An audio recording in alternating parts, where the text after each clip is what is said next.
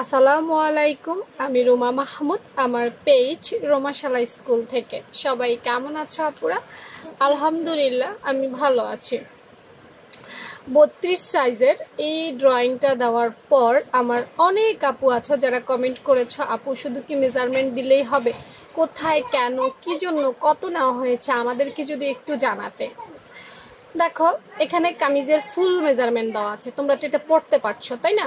যেমন বডি হচ্ছে 32, পেট হচ্ছে 28, ফাড়া যেটা কোমর লাইন থেকে শুরু হয় সেটা 32 ইঞ্চি, ঘের 18 ইঞ্চি, লম্বা 35 ইঞ্চি, হাতার লম্বা 12 মুহুরি। এটা হচ্ছে এই মাপের একটা আপুর জন্য বানানো হয়েছে।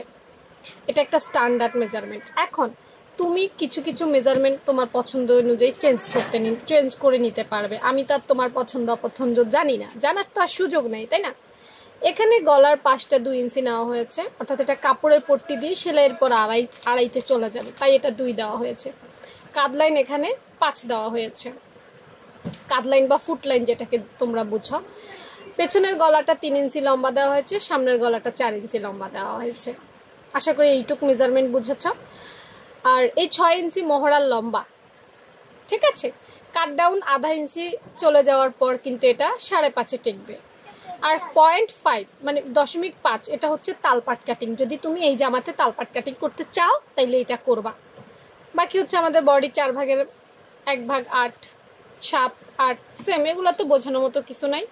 প্যাট লাইনটা উপর থেকে 12 ইঞ্চিতে কাটা হয়েছে এবং ফাড়া লাইনটা বা কোমর লাইনটা যেখান থেকে আসলে কামিজের ফাড়া হবে।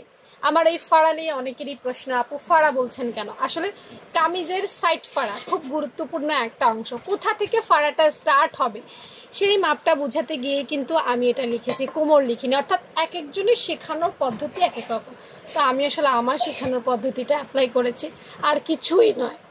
ওকে, তো এটা 17 ইঞ্চিতে দেওয়া হয়েছে। মানুষটা যদি লম্বা হয় সেক্ষেত্রে কিন্তু অবশ্যই বাড়াতে হবে। আর আমি 35 ইঞ্চি জামার লং দিছি, তোমরা চাইলে ছোট বড় করে নিতে পারবে। আর আমি 9 ইঞ্চি জামার ঘের দিয়েছি। এটা একান্তই বললাম যে জামাটা বানাইতে দিছে সে কি করেছে, 9 ইঞ্চি অর্থাৎ কম ঘের দিতে বলেছে, তাই আমিও কম ঘের দিলাম। এখন তোমাদের ভাই যদি মন চায় যে না আপু আমি এত কম ঘের দিব না, আমি একটু বেশি ঘের দিব, তাহলেই তো হয়ে গেল তাই না?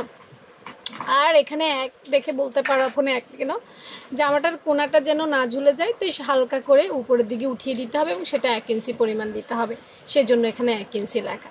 মোটামুটি আমার মেজারমেন্ট এই হচ্ছে অবস্থা। এগুলো আসলে নতুনদের জন্য প্রয়োজন। আমার মনে হয় যারা একটু এক্সপার্ট তাদের এই মেজারমেন্ট লিখা দেখলেই বুঝে যাও। আর কোনো কমেন্ট থাকলে কমেন্ট সেকশনে করতে পারো।